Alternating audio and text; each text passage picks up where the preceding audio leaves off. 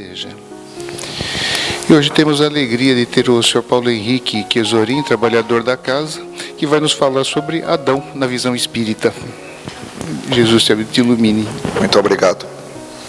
Bom dia a todos. Que o amor de Jesus nos envolva, apesar de estamos um pouco afônicos. Queremos chegar até o fim da palestra. O apoio dos nossos mentores espirituais e a torcida de vocês, nós conseguiríamos cumprir a nossa tarefa. Quando nós escolhemos esse tema, Adão na visão espírita, justamente houve uma certa preocupação, apreensão, seria melhor colocado, do departamento doutrinário. Qual bibliografia que seria utilizada, quais seriam as fontes.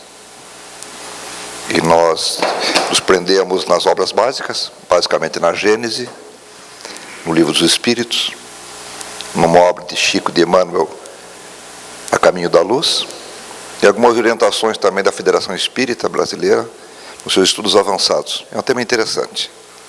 Vamos começar a trabalhar o Adão na visão espírita, a formação da humanidade terrestre, inicialmente explorando algumas imagens.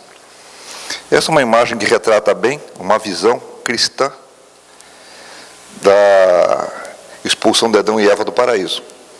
Durante toda a infância nós vimos essa imagem, várias vezes. Ainda a vemos, né?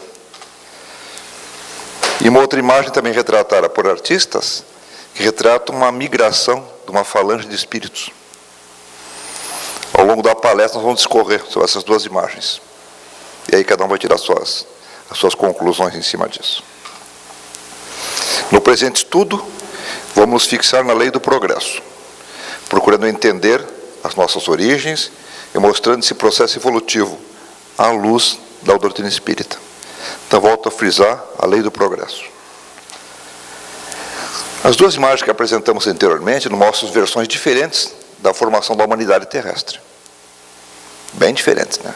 Ao longo do estudo, concluiremos qual delas se mostra mais fiel à doutrina espírita.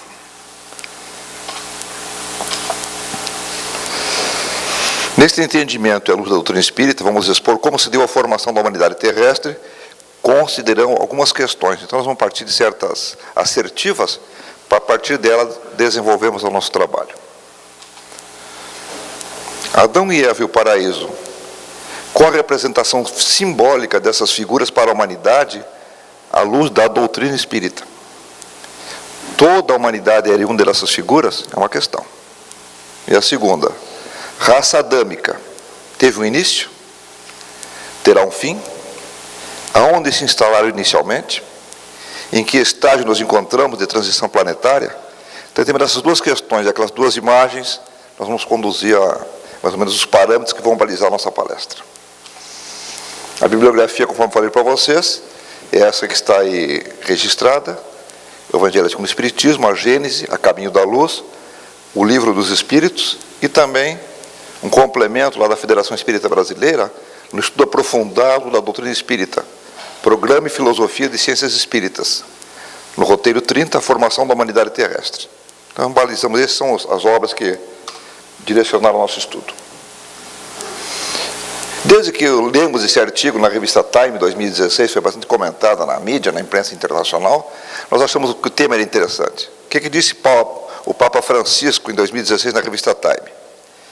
Deus não é um juiz, mas um amigo e um amante da humanidade.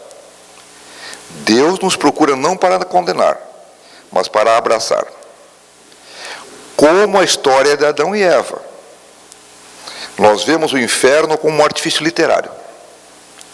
O inferno é só uma metáfora da alma exilada, ou isolada, que, como todas as almas da última análise, estão unidos no amor com Deus. Então, o próprio Papa já fala na revista Time que a figura de Adão e Eva e a figura do fogo do inferno são figuras de alegoria. E a partir de despertou essa curiosidade nós em estudarmos esse tema. Vamos ver como é que se vê o pecado original. Os defensores do dogma do pecado original defendem a eternidade das penas, após o curto espaço do tempo de vida desse processo reencarnatório. A doutrina espírita ensina que, através das reencarnações, o espírito progride, se aperfeiçoa e recompõe a sua consciência, através da reparação dos seus erros. Com isso, nenhum dos filhos de Deus se perde pela eternidade. todos se salvam. São bem distintas as duas percepções de pecado original, né? Vamos complementá-la. O pecado original na visão espírita. Ao desencarnar, levamos para o mundo espiritual todas as nossas imperfeições, ficam lá gravadas no perispírito. E ao reencarnar, as trazemos como tendências negativas. Por isto é certo dizer que nascemos pecadores, já trazemos aquilo conosco, que temos o germe do pecado. Como ensinou Kardec, esse é o pecado original, que todos trazemos e que gera toda a sorte de males. A diferença é que cada um é responsável pelo seu, ele é individual. Está lá na Gênesis da Bíblia, né? Na origem da vida. No princípio, criou Deus os céus e a terra. A terra, porém, estava sem forma e vazia. Havia trevas sobre a face do abismo. E o Espírito de Deus pairava. Sobre as águas, disse Deus, haja luz. E houve luz. Está lá na Gênesis. Esta relação é interessante. A teoria darwiniana da evolução das espécies e o espiritismo. Então nós mostramos uns conceitos assim, para nós formarmos um bojo inicial para podermos desenvolver a parte mais interessante da palestra. Desde março de 1860, com a saída da segunda edição do Livro dos Espíritos, portanto, 3 meses após o lançamento da Origem das Espécies, os espíritos instrutores desvendaram o mistério da verdadeira linha evolucionária humana. Então, eu acho muito interessante essa relação, né, de teoria darwiniana da evolução com a questão de 90 dias de diferença lá nos anos 1800 e pouco. Nessas questões, Kardec colecionou várias referências à evolução, abrangendo todos os reinos, do mineral aos espíritos puros, incluindo, portanto, o homem, demarcando assim, não somente a evolução biológica, mas também a espiritual dos seres, todos eles emergentes do mundo atômico. Ainda sobre esse mesmo tema, com as revelações do século XX, na obra de Chico Xavier e Emmanuel, A Caminho da Luz, os mentores reforçaram esses ensinamentos, afirmando que a evolução se dá nos 2 planos da vida, tanto no espiritual como no material, através de encarnações sucessivas. A origem da vida.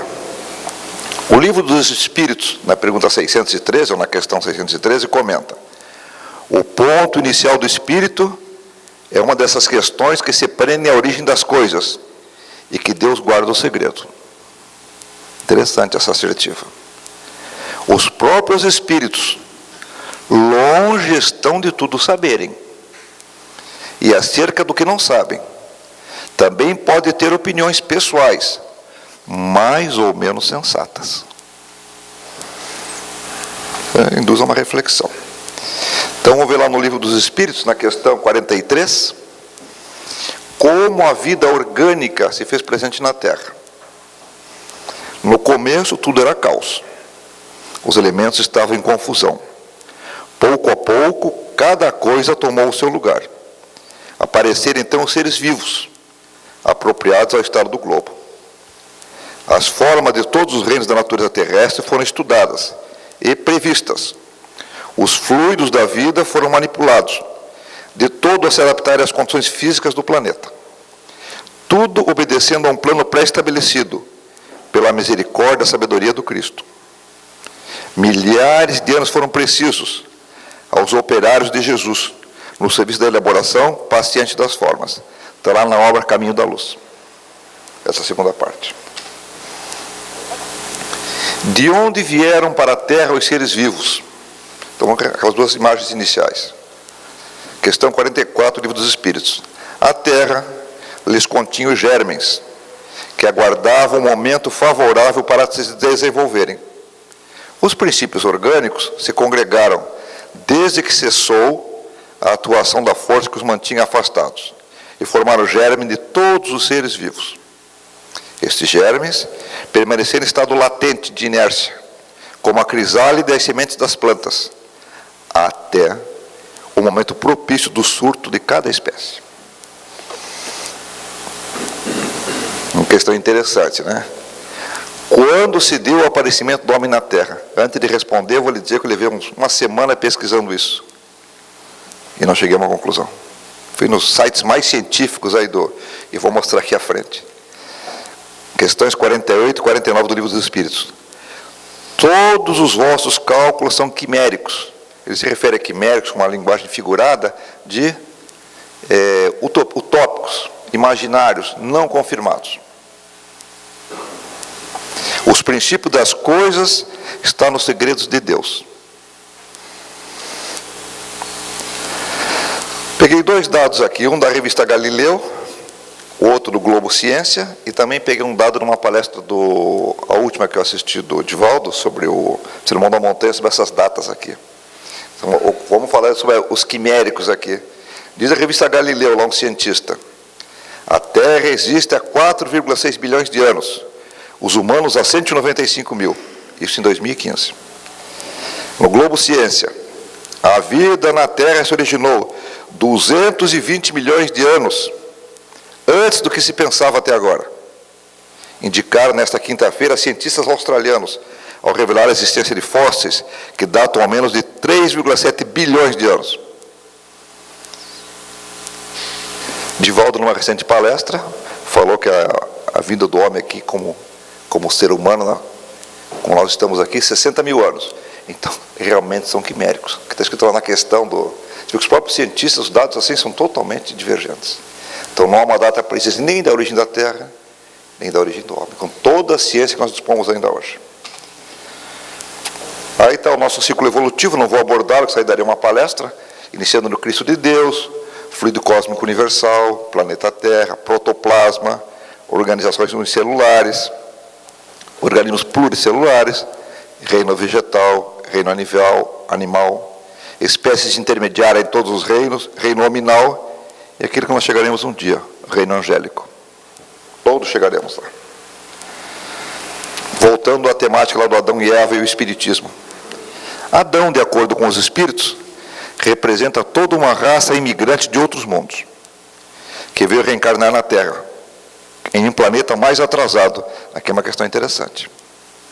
Como resgate, porque eram espíritos rebeldes nos preceitos morais, apesar de inteligentes.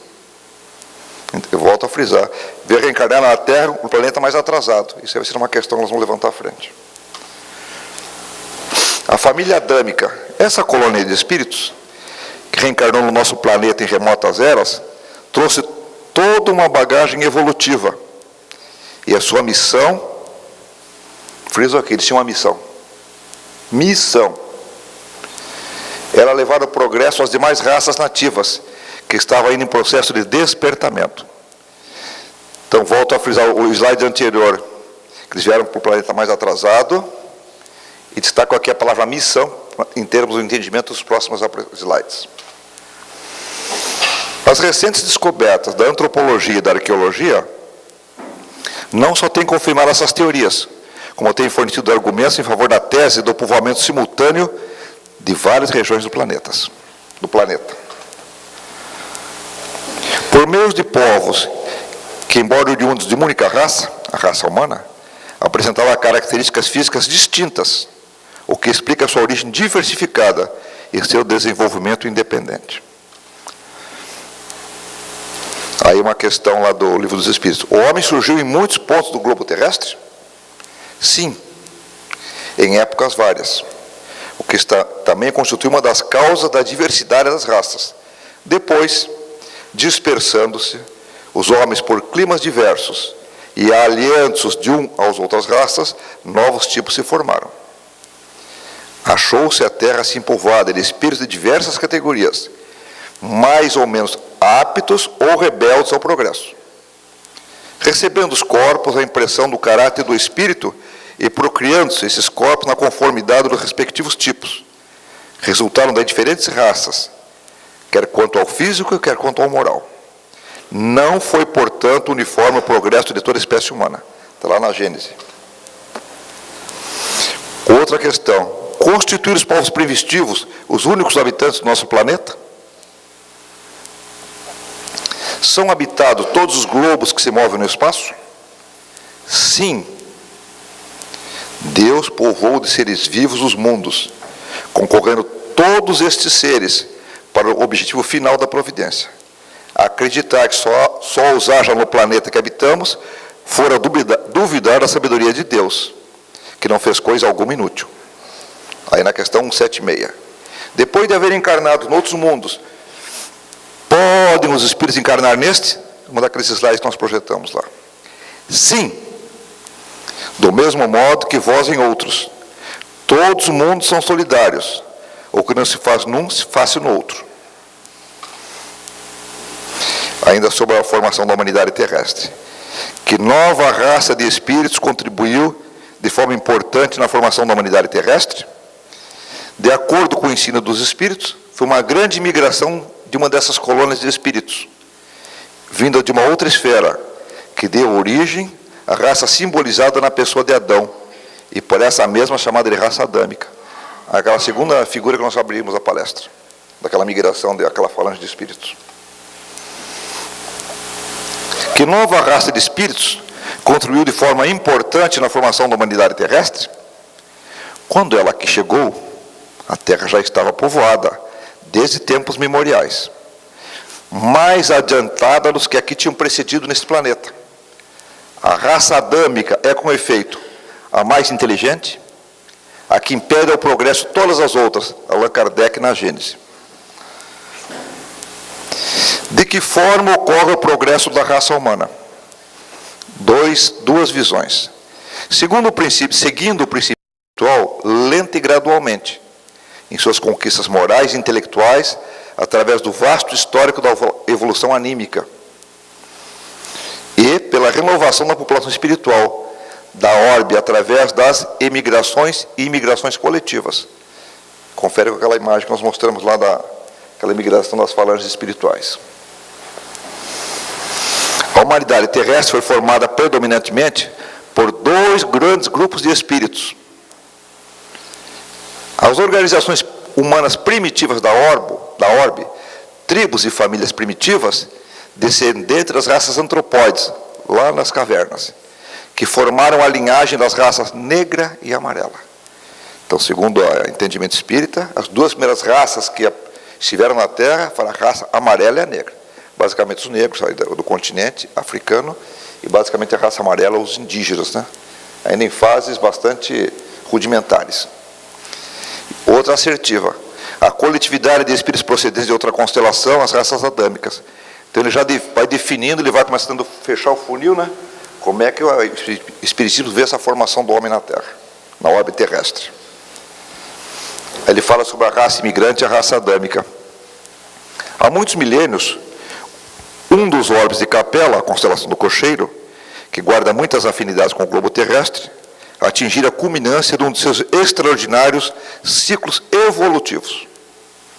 Alguns bilhões de espíritos rebeldes lá existiam, dificultando a consolidação das penosas conquistas daqueles povos, cheios de piedade e virtudes. Mas uma ação de saneamento geral os alijaria daquela humanidade. Aí está a constelação do Cocheiro, não vou me deter muito nela. Ela já recebeu da constelação Sírius. O Cocheiro já era uma evolução de Sírius. Aí é importante, esse slide é bastante importante. Como se deu a organização das raças adâmicas na orbe terrestre? Aquela falange de espíritos chegando aqui, como é que se deu, como é que se distribuíram no globo terrestre? Aqueles seres decaídos e degradados, a maneira de suas vidas passadas no mundo distante de Capela, com o transcurso dos anos, reuniram-se em 4 grandes grupos, obedecendo às afinidades sentimentais e linguísticas que os associavam na constelação do Cocheiro. Unidos, novamente na esteira do tempo, formaram desse modo 4 grupos. O grupo dos árias, basicamente os brancos. Não vamos entrar aqui nos áreas, em detalhes, nós vamos fazer uma discussão assim. Os próprios nazistas, né, nos seus estudos, acham que os arianos, aquela história que nós já conhecemos. Então não está em discussão aqui os árias. Segundo o entendimento das várias localizações que nós estudamos da localização dos árias inicialmente, falando que foi a Pérsia antigamente, seria Irã, Iraque, também chamam de indo-europeus. A antropologia vai dizer que nasceram no Báltico, outros não sei onde, não entendo. Então, para nós espíritos, chamavam indo-europeus, eles iniciaram ali a migração deles na região que seria a antiga Pérsia, Irã, Iraque. Depois, eles entraram nos outros continentes. Visão espírita. A civilização do Egito foi o segundo grande grupo. O povo de Israel, os hebreus. E as castas da Índia, os hindus. Então, esses 4 grupos deram origem a toda a nossa obra. Já existia aqui, voltando, a raça negra, no estado bem rudimentar de desenvolvimento, e a raça amarela. Desenvolvimento tanto espiritual como desenvolvimento, assim, qualidade de vida, não tinha nenhuma. Então, essa raça adâmica veio para dar essa qualidade. As 4 grandes massas de espíritos que migraram para o nosso planeta formaram os pródromos de toda a organização das civilizações futuras, introduzindo os mais largos benefícios na ceia das raças amarela e negra, que já existiam. Esse pródromos, o nosso Divaldo gosta muito, ele fala pródromos, pródromos antecedentes. A medicina usa isso, são sinais assim, evidentes, próximos do parto, de uma mulher que vai se manifestar, são os pródromos. E ele usa aqui uma linguagem linguística, né, que são os antecedentes de todas as civilizações futuras. Então ele usa a palavra pródromo. Então nas palestras do Divaldo, você vê bastante, ele usa a palavra pródromo. Podem os espíritos reencarnarem em um mundo relativamente inferior ao outro que já tiveram? Lembra daquela questão que eu falei da missão? E o cara podia retroagir, pô, estou no mundo, vou para o mundo inferior? Olha o que responde aqui o Livro dos Espíritos. Na questão 7.8. Sim, quando em missão. Então a raça adâmica veio aqui para cumprir missão. Não pode retroagir o espírito. Quando em missão, com o objetivo de auxiliarem no progresso, caso em que aceitem, alegres as tribulações de tal existência, proporcionar meio de se adiantarem. Eles aceitaram. Foi uma migração espontânea. Pode se dar por expiação? Pode Deus degradar para mundos inferiores espíritos rebeldes? Aí na questão 7.8. Os espíritos podem conservar-se estacionários, mas não retrogradam. Isso é, não retroagem no processo evolutivo. Em caso de estacionamento, a punição deles consiste em não avançarem, em recomeçarem no mundo conveniente à sua natureza. As existências mal empregadas. Na gênese bíblica, Adão e seus descendentes são representados como homens inteligentes e laboriosos, aptos para as artes e as ciências, sem passar pela infância da inteligência, o que não é próprio das raças primitivas, comprovado que já eram espíritos mais evoluídos. A raça adâmica, né? Quando a raça adâmica chegou à Terra, ela já estava povoada desde os tempos memoriais, já vimos isso. Exemplificando, seria como a chegada dos europeus aos nossos novos continentes da América e Oceania, levando consigo a civilização, a cultura, para o auxílio do desenvolvimento desses povos nativos, primitivos, mas também trazendo como herança mazelas morais, típicas de espíritos imperfeitos. Eles trouxeram muito para a humanidade de se desenvolver, mas também trouxeram, eles eram espíritos imperfeitos. Trouxeram essas mazelas morais, também está escrito aqui. Considerações finais. O homem de hoje, racional e dotado de inteligência, entendendo a história de Adão e seus descendentes como uma simbologia, poderá daí tirar os aspectos morais dessa mensagem, de respeito às leis divinas, compreendendo a lei de causa e efeito. Causa e efeito referendo ao pecado original. Eu gero meu pecado original.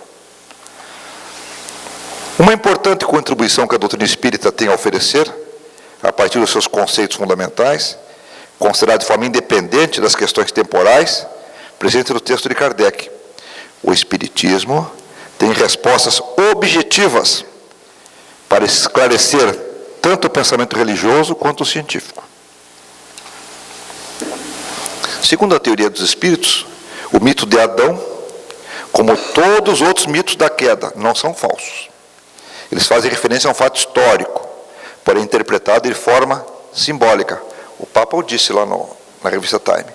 A queda na origem da humanidade representa uma lembrança intuitiva dos espíritos que foram exilados de outro planeta, onde viviam em uma condição melhor do que a encontrada em nosso mundo primitivo. Eles saíram de lá em virtude da insistência em manter privilégios e poder, derivados do egoísmo e orgulho, presentes em suas personalidades. Quando aqui chegaram, contribuindo para o surgimento da civilização, viviam, todavia, uma angústia de estar vivendo num mundo sem recursos, sem conforto, junto a uma população nativa, simples e ignorante. O contato desse grupo de espíritos, as lembranças intuitivas do planeta melhor que deixaram, formaram as imagens do paraíso, da queda, do homem culpado pelo erro, que busca reconciliar-se com a divindade para merecer um retorno ao mundo feliz. Todos os sentimentos e conflitos estão presentes no mito Adão e Eva. Conclusões. Assim sendo, podemos dizer que Darwin indicou o caminho inicial, na sua teoria da evolução das espécies. Iniciamos a nossa saga evolutiva, nos primeiros albores do princípio inteligente no planeta, vestindo os corpos simples de amebas, bactérias e vírus, sem reencarnação, porém os elos da teoria darwinista não se fecham. Do mesmo modo que sem a inteligência e o planejamento dos espíritos superiores, a seleção natural não conduziria o princípio inteligente à sua verdadeira destinação. Isto é, os exilados vivenciam um processo evolutivo, intelecto e moral, que é natural dos espíritos, como explica o Espiritismo. Todos evoluem a partir de suas escolhas, conforme se elabora paulatinamente o livre-arbítrio, vida após vida. Essa é a imagem final que eu deixo para a nossa reflexão sobre o processo evolutivo de Adão na visão espírita. Essa é a imagem que eu gostaria de passar para vocês. Tenham todos um bom dia e obrigado pela atenção. Nós agradecemos ao Paulo pelas colocações, pelas reflexões, e aproveitamos para desejar a todos também um ótimo domingo, e lembrar como a lei divina é bacana, né? Como ela é linda, que espíritos que estavam em capela atrapalhando o desenvolvimento do planeta, para eles uma punição, um burilamento na sua evolução moral são trazidos aqui para a Terra. E para nós um pouco de evolução, que o contato de espíritos mais avançados nos fez avançar um pouco mais rápido. E hoje o processo se repete em nosso planeta, né, que está em transformação. Da mesma forma, aqui também muitas pessoas ainda atrapalham a evolução. A gente vê todo dia nos noticiários, né, as coisas ruins que estão acontecendo por aí. É o processo acontecendo também. Muitos espíritos não vão acompanhar mais a onda vibratória do nosso planeta, vão ser levados a encarnar em planetas inferiores.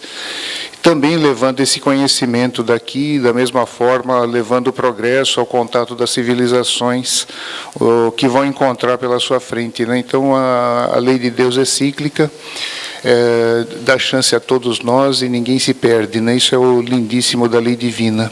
Mais uma vez, obrigado ao Paulo.